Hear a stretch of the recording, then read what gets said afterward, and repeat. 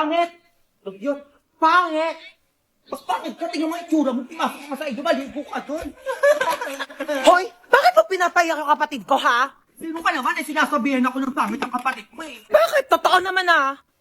Ikaw ka bata-bata na ito, pinapatulan mo, ah. Susumbong talaga kita kay mama. Susumbong ko din kayo kay mama. Arya, ba't ka umiiyak, ha? Tong ate mo na naman ba? Hindi ako, ma. Yung mga bagong lipat dyan sa tapat, pinaiyak si Bunso. Ano? Ay, naku, manda talaga sila sa akin. Ma, pinagtutulungan ako doon, oh. Saan? Doon banda. Amang manda sa akin yung mga yan, teka.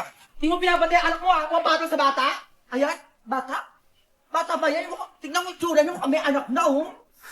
Tingasay. Alam mo, narinig mo yun? Sabi, oh. Hoy, ikaw umayos ka, ha? Napipigon na ako sa'yo. Eh di mo pikon ka. Ay, yung mga anak ko, kasi inaasar yung anak ko na pangit. Mga asar? Ano mga asar doon? Nagsasabi lang naman sila ng totoo. Ano sabi mo? Tumigil, ha? Ma! Hoy, ma! Hindi ko buhok to, buhok ko yan. O, eto na yung buhok mong di sinusuklayan. Wow, ito ang buhok mo, ang baho. Ano sabi ko sa'yo? Magkita tayo sa barangay!